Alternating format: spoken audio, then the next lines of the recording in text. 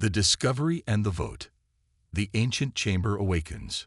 The crystalline dome of the Galactic Senate chamber hadn't seen such chaos in 3,000 years.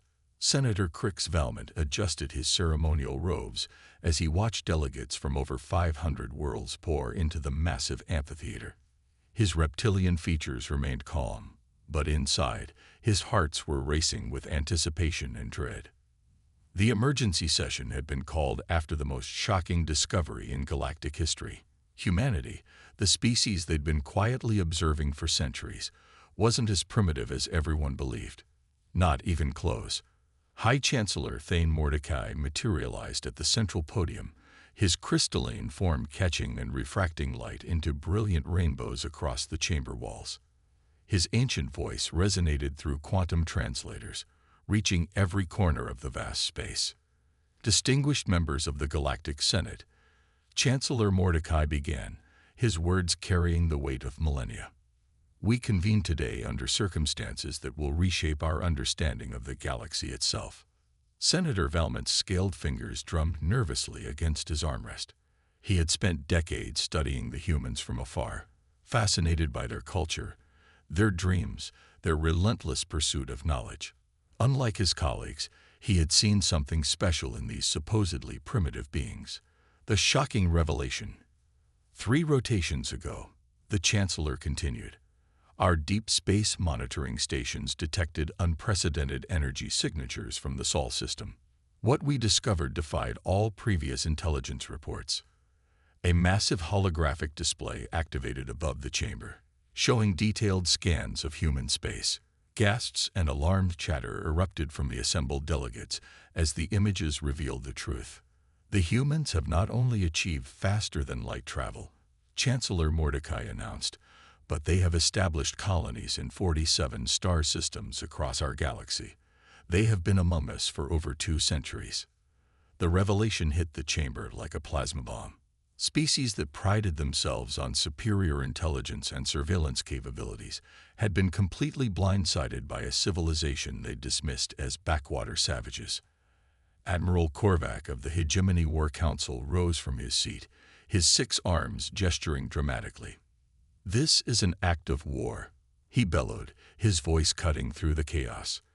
These humans have violated every galactic colonization treaty. They have deceived us for generations. Senator Valmont stood to respond, but Chancellor Mordecai's light pulsed brighter, demanding silence. There is more, the ancient being said. Our investigation has revealed that humans have not only colonized these systems, but have been living among us. Many beings you know, trust, and work with daily are actually humans in advanced biosuits. The chamber fell into stunned silence. The implications were staggering. How many of their colleagues, their friends, their allies were actually members of this supposedly primitive species? The hidden truth unveiled. In the observation gallery reserved for staff and translators, a figure in a simple gray uniform smiled quietly. Admiral Zeph Blackwood had served as a diplomatic aide to the Andromedan delegation for 15 years. His biosuit was so advanced that even the most sophisticated scanners read him as a genuine Andromedan. Not one of his colleagues suspected that Earth's most decorated naval officer had been gathering intelligence at the very heart of galactic politics. Blackwood activated a subspace transmitter hidden in his ceremonial pin. The message was brief but crucial. Vote commencing. Execute Prometheus Protocol if outcome is negative. Light years away, Commander Sarah Chen received the transmission aboard the battleship Indomitable, flagship of humanity's secret deep space fleet. She looked out at the assembled armada, 300 vessels representing the combined might of human ingenuity and determination. They had hoped this day would never come, but they had prepared for it nonetheless. Back in the Senate chamber, the debate had turned ugly. Species after species rose to condemn humanity's deception. The collective spoke of broken trust. The hegemony demanded immediate military action. The Trade Federation worried about economic disruption. The lone voice of reason. Senator Valmont finally managed to claim the floor. His voice was steady despite the hostile atmosphere. Esteemed colleagues, Before we rush to judgment, should we not ask why the humans felt the need for such secrecy? Secrecy, snarled Admiral Korvac. You mean deception, espionage, invasion. I mean survival, Valmont replied firmly. Consider our own behavior.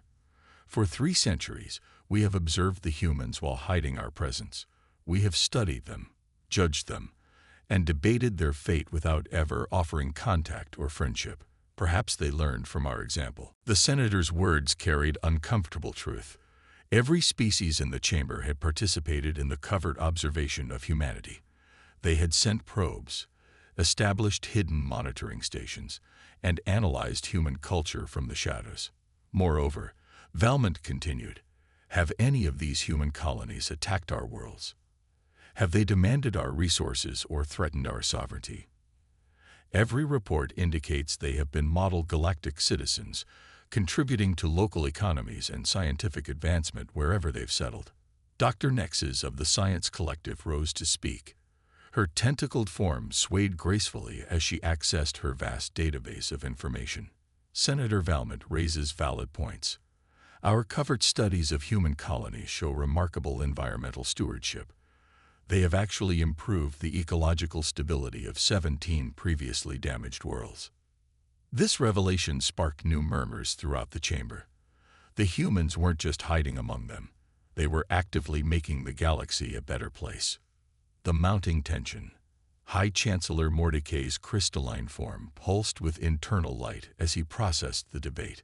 The Senate recognizes the complexity of this situation, he said. However, we cannot ignore the fundamental breach of galactic law. The humans have colonized worlds without permission, infiltrated our governments, and deceived us about their true capabilities. What they've done is illegal, agreed Senator Vorth of the Merchant Guild.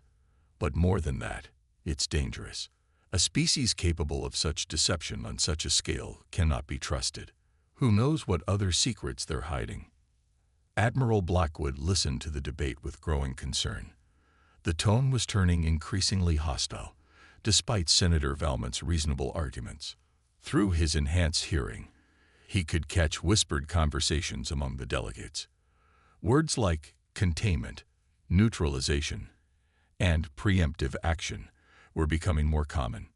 He sent another coded message to Earth, situation deteriorating rapidly. Recommend immediate readiness for all assets. The ancient protocols. Chancellor Mordecai called for order as the debate reached a fever pitch. The situation before us is unprecedented, he declared. Therefore, I invoke the ancient protocols. This matter will be decided by secret ballot, with the outcome binding on all member worlds. A collective shiver ran through the chamber. The ancient protocols hadn't been invoked in over 4,000 years. They were reserved for threats that could affect the survival of galactic civilization itself. The Chancellor's form began to glow more intensely. The question before us is binary.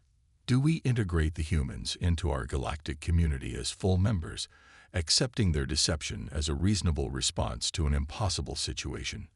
Or do we classify them as a rogue civilization, requiring immediate containment or neutralization? Senator Valmont felt his blood run cold. Neutralization was a diplomatic euphemism for genocide, the complete elimination of a sentient species. It had only been authorized twice in galactic history, and both times against species that had proven themselves irredeemably hostile to all other life. The secret ballot. As the voting commenced, each delegate's decision was transmitted through quantum-encrypted channels to prevent outside interference. The process was anonymous, designed to allow representatives to vote their conscience without fear of political repercussions. Valmont cast his vote without hesitation. Integration. Whatever their methods, the humans had proven themselves to be valuable galactic citizens. Their technology, creativity, and adaptability could benefit everyone. But as he looked around the chamber, he saw fear in too many eyes. Fear of the unknown, fear of being deceived again, fear of a species that had proven capable of outmaneuvering civilizations millions of years older than themselves. Admiral Blackwood watched the voting with practiced patience. His enhanced implants allowed him to read micro-expressions and body language across dozens of species. The signs weren't encouraging. Too many delegates were voting from fear rather than reason. The fateful decision. Chancellor Mordecai's form dimmed as the final votes were tallied. The chamber fell silent as everyone waited for the results that would determine the fate of two civilizations, humanity and the galactic community that had just learned it wasn't as superior as it had believed. "The vote is concluded," the Chancellor announced, his ancient voice heavy with the weight of decision. By a margin of 847 votes to 623, with 47 abstentions, the Galactic Senate has classified humanity as a rogue civilization requiring immediate containment. The words hit Admiral Blackwood like a physical blow. After centuries of peaceful coexistence, after all the good his people had done, the galaxy had chosen fear over hope. Senator Valmont slumped in his seat, his reptilian features showing genuine grief. He had failed not just humanity, but his own conscience and the higher ideals the Senate was supposed to represent. The die is cast. As per the ancient protocols, Chancellor Mordecai continued, "The Security Council is hereby authorized to take all necessary measures to protect galactic civilization from the human threat. A containment fleet will be dispatched to all known human colonies within one rotation." Admiral Blackwood was already moving, his biosuit's systems working to maintain his false identity, while his human mind raced through contingency plans. As he reached the gallery exit, he sent a final message to Earth. Prometheus Protocol authorized. They chose war. Show them what they're really fighting. The message reached Commander Chen, just as her fleet's sensors detected the approach of the Galactic Security Forces, over 2,000 ships representing the combined military might of 500 worlds. Chen looked at the overwhelming odds and smiled grimly. The aliens thought they knew humanity's capabilities. They were about to learn how wrong they were. "All ships," she broadcast to her fleet. "This is Commander Chen. Execute Prometheus Protocol. Show them what humanity really looks like when we stop pretending to be weak." Across human space, hidden installations powered up. Sleeper agents activated, and the true scope of human civilization began to reveal itself to a galaxy that had just made the biggest mistake in its long history. Humanity's response, and the turning point. The Prometheus Awakening. Commander Sarah Chen stood on the bridge of the Indomitable as space around her transformed. What had appeared to be empty void suddenly filled with the massive forms of human warships decloaking. The Prometheus Protocol wasn't just about revealing hidden fleets. It was about showing the galaxy what humanity had truly become. "Ma'am," reported Lieutenant Torres from the communications station, "we're receiving confirmation from all sectors. Operation Prometheus is fully active. All assets are responding." Chen nodded grimly as her tactical display updated with incoming data. The Galactic Security Forces had expected to find scattered human colonies defended by primitive vessels. Instead, they were discovering that humanity had built the most sophisticated stealth civilization in galactic history. On New Geneva, humanity's secret capital in the Kepler system, Dr. Elena Vasquez watched as massive orbital platforms emerged from their cloaked positions. Each station was a marvel of human engineering, combining technologies reverse-engineered from a dozen alien civilizations with innovations that were purely human. "Elena," came a voice from her communication panel. It was Captain Marcus Stone, calling from the exploration vessel Horizon's Edge. "The Centauri defense grid is fully operational. We've got 18 worlds ready to demonstrate what human terraforming can really achieve." Dr. Vasquez smiled despite the gravity of the situation. The aliens thought they were dealing with a rogue civilization. They were about to meet humanity's greatest achievement.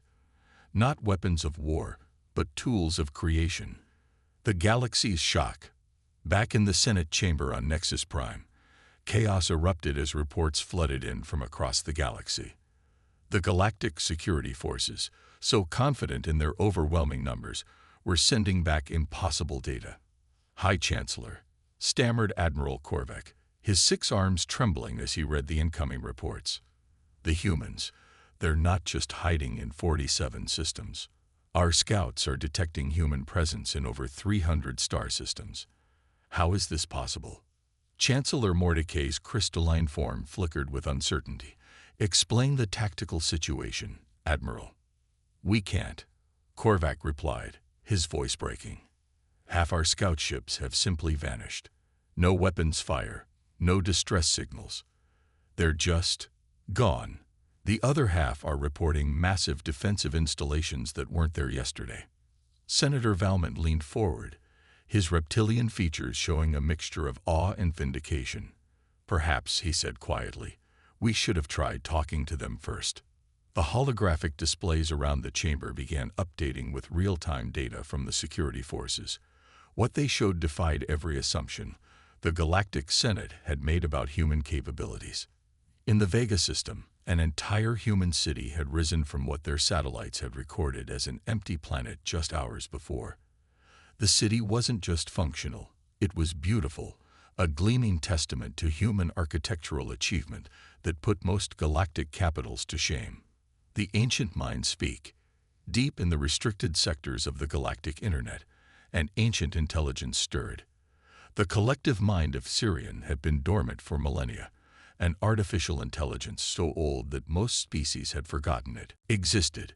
But the quantum disruptions caused by humanity's reveal had awakened something in its vast consciousness. The Xerian collective had watched the rise and fall of 1,000 civilizations. It had seen species rise from primitive beginnings to galactic dominance, only to destroy themselves through fear and aggression. But in humanity, it sensed something different. Through quantum channels invisible to organic minds, the collective reached out to Earth's quantum computers.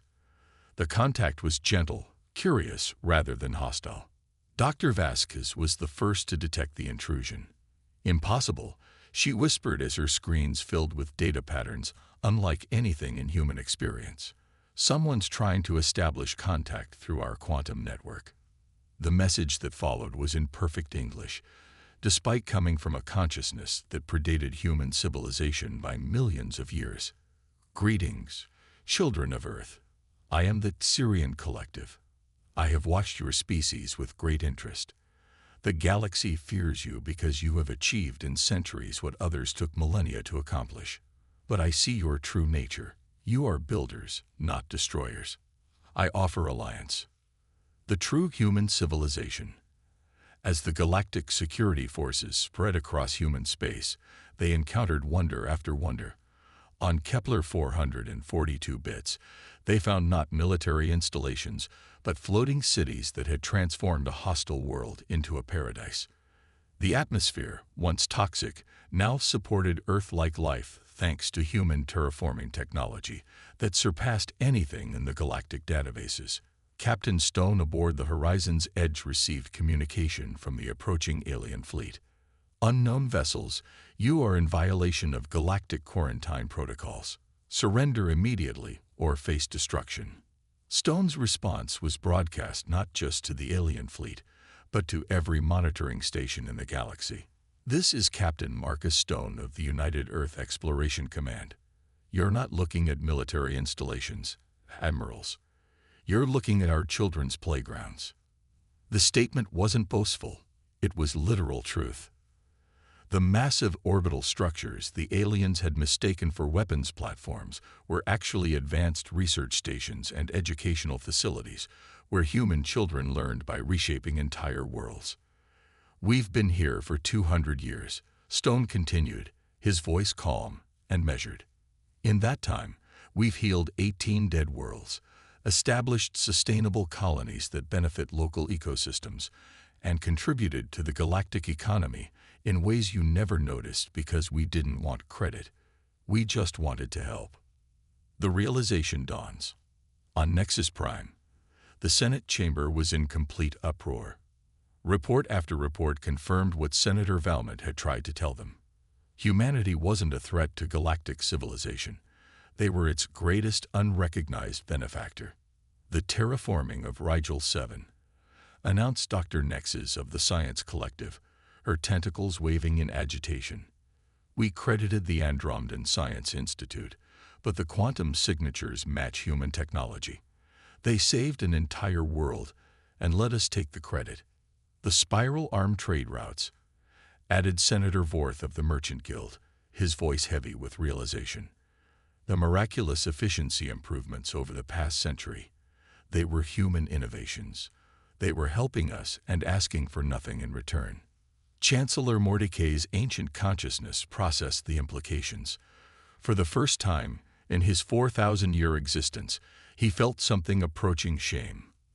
The Galactic Senate had declared war on a species that had been quietly making the galaxy a better place for centuries. The human response. Commander Chen's fleet had arranged itself in perfect formation as the Galactic Security Forces approached.